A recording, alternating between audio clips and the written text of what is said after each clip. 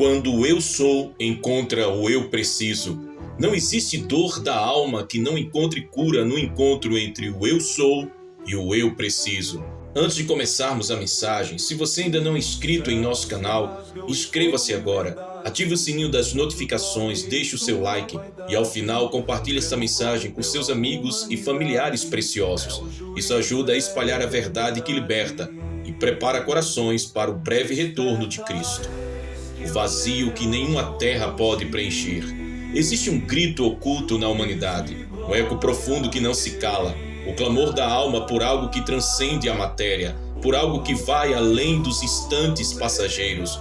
O mundo moderno, com seus palcos iluminados, suas redes saturadas de imagens, seus palcos digitais de vaidade e o seu frenesi por mais curtidas, tornou-se um grande teatro onde se esconde a dor silenciosa da alma. Cada dia mais, vemos homens e mulheres buscando a realização em coisas, fama, poder, dinheiro e prazeres efêmeros. Mas tudo isso se dissolve como areia entre os dedos.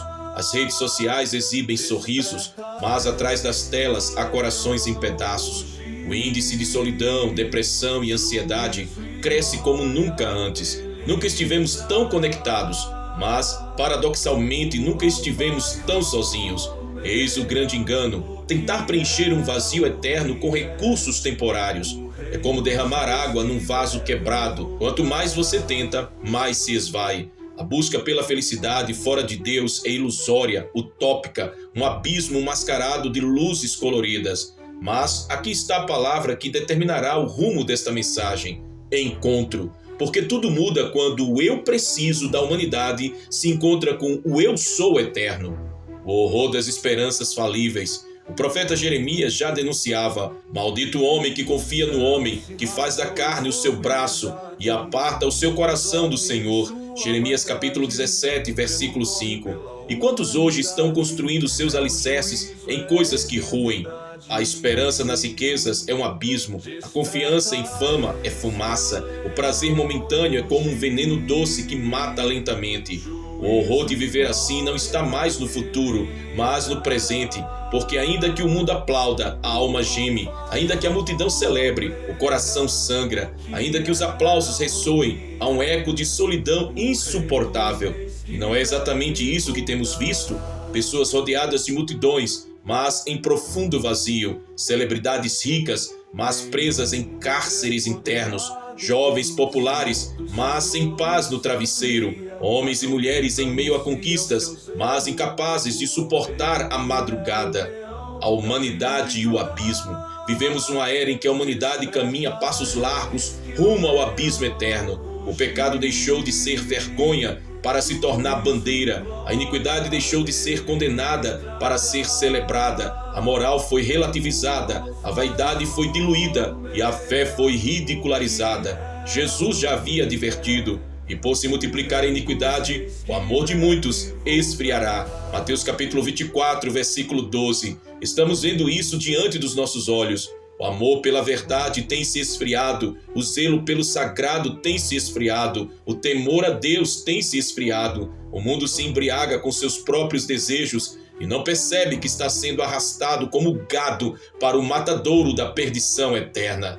O remédio da alma. Mas a história não termina aqui. Há uma voz que ecoa mais forte que o clamor do vazio. Há um remédio mais poderoso do que qualquer analgésico da alma. Esse remédio não está nas terapias modernas, nem nos manuais de autoajuda, nem nos palcos da filosofia. Esse remédio tem um nome: Jesus Cristo, o Alfa e o Ômega, o princípio e o fim, o leão da tribo de Judá, a raiz de Davi, o desejado das nações. Somente quando o eu preciso humano se encontra com o eu sou divino, a fome da alma é saciada, a sede do espírito é aplacada e o vazio é preenchido com plenitude eterna. E aqui está o convite: não basta buscar milagres, é preciso buscar o Deus dos milagres. Não basta desejar bênçãos, é preciso desejar o Senhor da bênção.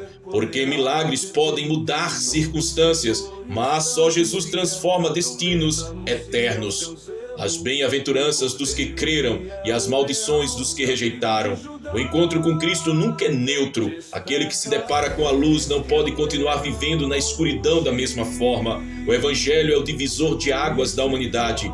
e nele há uma linha que separa os que escolhem a vida e os que insistem em caminhar para a morte. Jesus foi claro: quem crer e for batizado será salvo, mas quem não crer será condenado. Marcos capítulo 16, versículo 16. Não há meio termo, não há neutralidade, não existe campo de indecisos. Cada alma que pisa nesta terra, mais cedo ou mais tarde, terá que tomar uma decisão diante da voz do Eu Sou. O Sermão da Montanha já nos apresenta uma série de bem-aventuranças, mas elas não se limitam ao contexto terreno. Há uma dimensão escatológica eterna que precisa ser vista com clareza.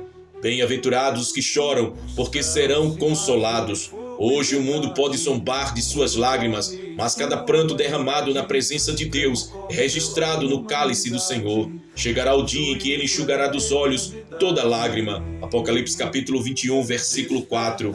Bem-aventurados os perseguidos por causa da justiça, porque deles é o reino dos céus. O mundo pode ridicularizar a sua fé, pode te rejeitar, pode te excluir, mas diante do trono eterno, você será recebido como filho amado, herdeiro da glória eterna. Bem-aventurados que têm fome e sede de justiça, porque serão fartos. Aqui na terra talvez o pão seja escasso, talvez a justiça dos homens falhe, mas a mesa celestial está preparada, e lá a fome espiritual será saciada para sempre. Bem-aventurados os limpos de coração, porque verão a Deus. Essa é a maior promessa e a esperança máxima, o destino mais sublime, ver a face daquele que é a essência da eternidade.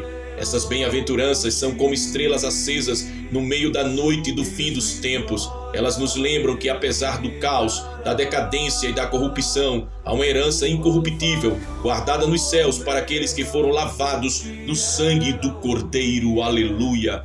As maldições dos que rejeitam, mas, assim como há bênçãos para os que creem, há juízo para os que rejeitam. Essa verdade, ainda que muitos não queiram ouvir, é tão real quanto a graça. A cruz oferece salvação, mas o mesmo Cristo que é o Cordeiro é também o leão. O mesmo que abre os braços para acolher também julgará com justiça. Ai dos que confiam nas riquezas, pois a traça corrói, a ferrugem consome e os ladrões roubam. Quem deposita sua esperança no ouro acordará no juízo sem nada nas mãos. Ai dos que se entregam à impureza, porque o prazer momentâneo se transformará em dor eterna. O que hoje parece liberdade, amanhã se revelará como grilhões que arrastam a alma para o abismo. Ai dos que zombam da palavra, porque a mesma voz que eles desprezaram será a que os condenará no último dia. Ai dos que amaram mais as trevas que a luz, porque quando a porta se fechar, não haverá mais chance de retorno.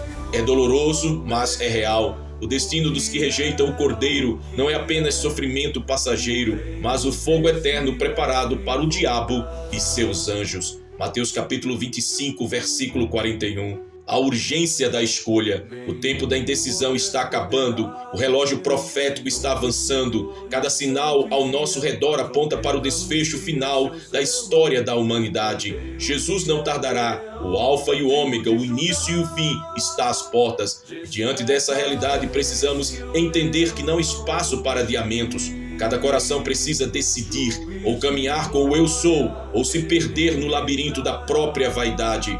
A decisão de hoje determinará o destino da eternidade. Muitos estão trocando a glória eterna por instantes passageiros. Muitos estão escolhendo o cálice amargo da impiedade em vez da fonte viva da graça. Mas o convite ainda ecoa. Se hoje ouvirdes a sua voz, não endureçais os vossos corações. Hebreus capítulo 3, versículo 15.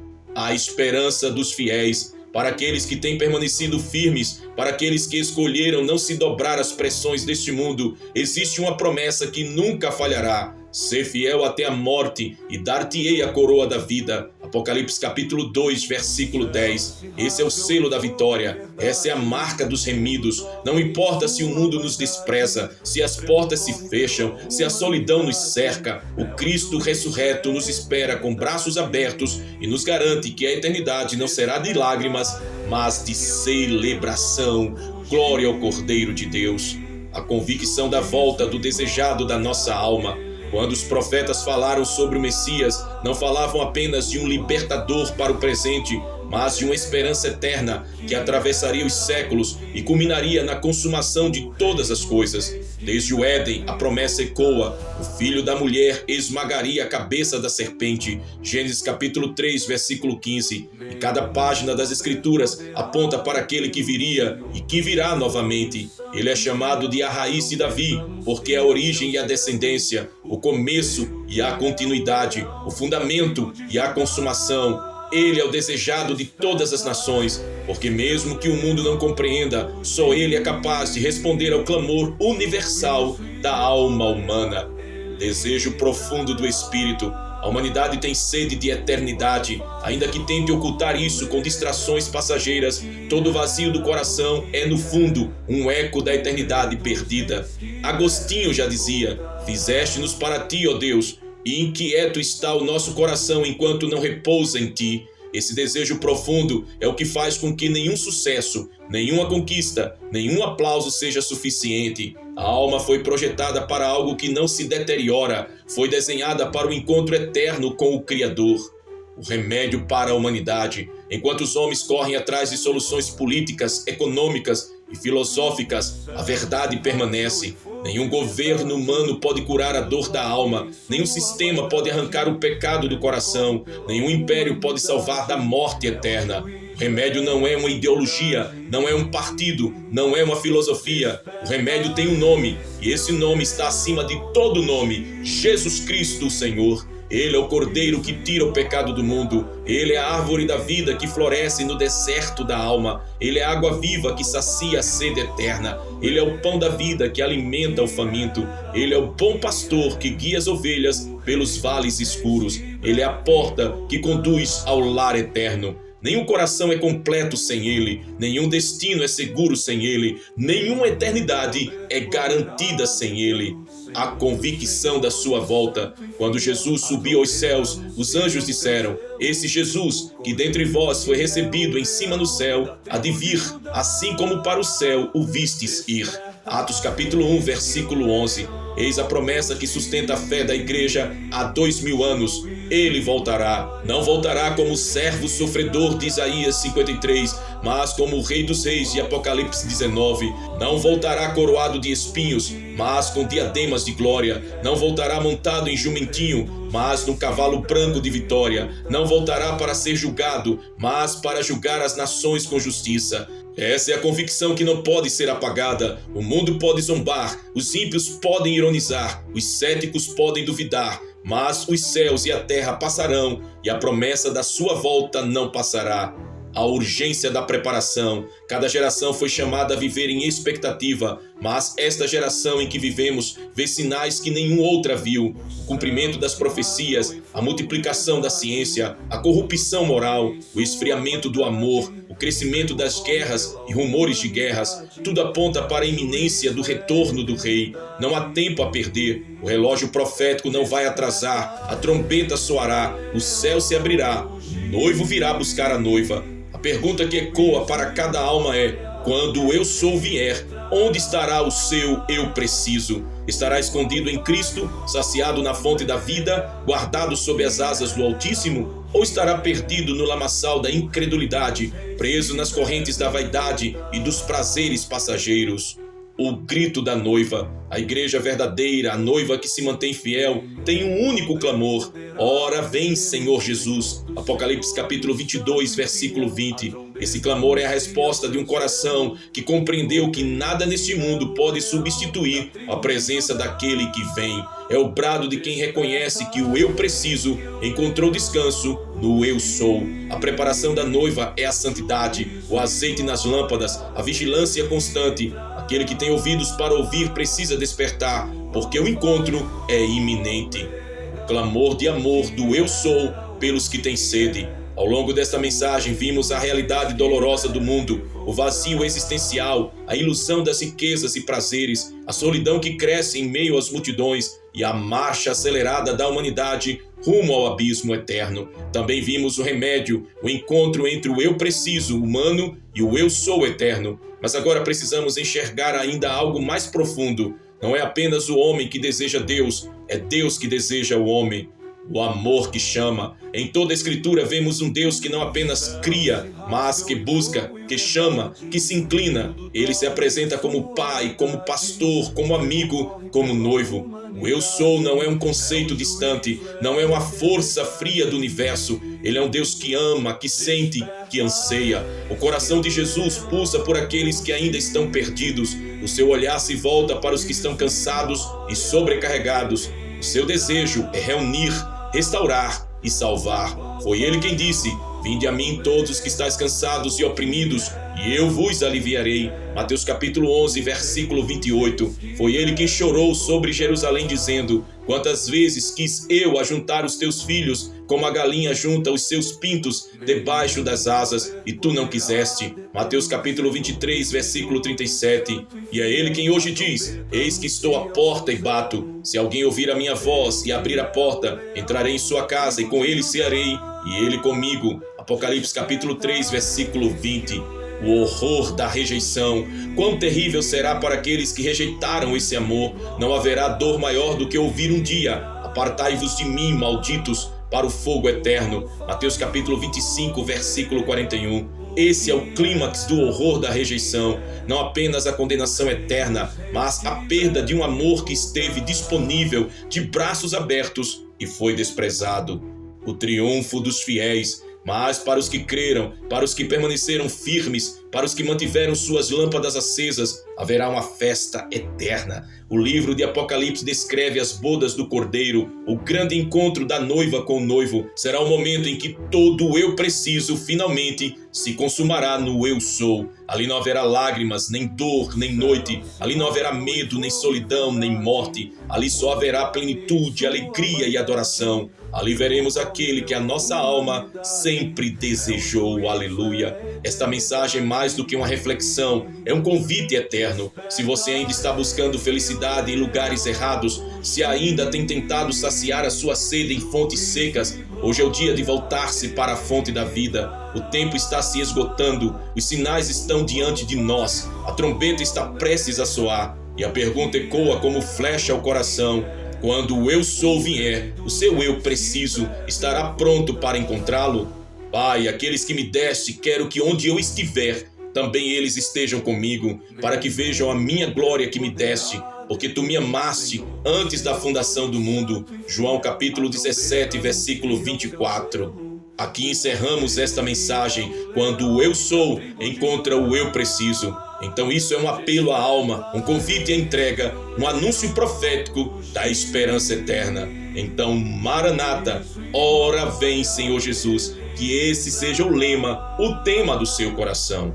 Mas antes de encerrar, se você ainda não é inscrito em nosso canal, inscreva-se agora, ative o sininho para não perder nenhuma mensagem, deixe o seu like e compartilhe esta palavra com seus amigos e familiares preciosos. Isso nos ajuda a espalhar o Evangelho e a preparar mais corações para a volta gloriosa de Jesus. E agora eu deixo uma pergunta impactante mais uma vez para que você possa responder abaixo nos comentários. Quando o eu sou encontrar o seu eu preciso, ele encontrará fé e entrega ou distração e resistência? Escreva nos comentários: o meu eu preciso encontrou descanso no eu sou. Assim testemunharemos juntos a nossa fé.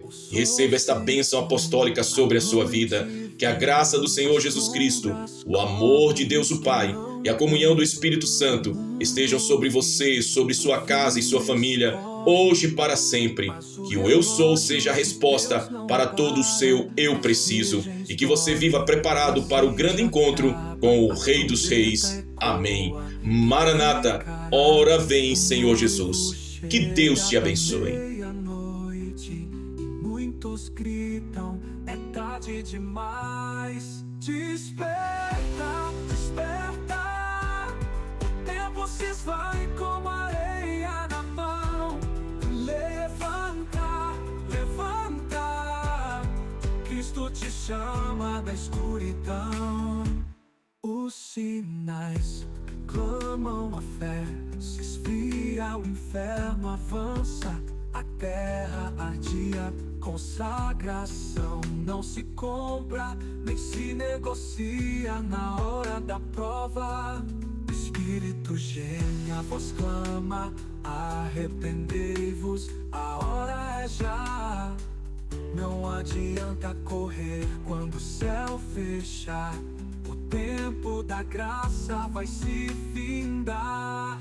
Desperta, desperta, o tempo se esvai como areia na mão. Levanta, levanta, Cristo te chama da escuridão. A última trombeta vai soar, os mortos em Cristo ressuscitar, e os que vigiaram vão reinar, mas os que dormiram vão se perder. Desperta, tu que dorme, tempo se esvai como areia na mão. Levanta, levanta, Cristo te chama da escuridão.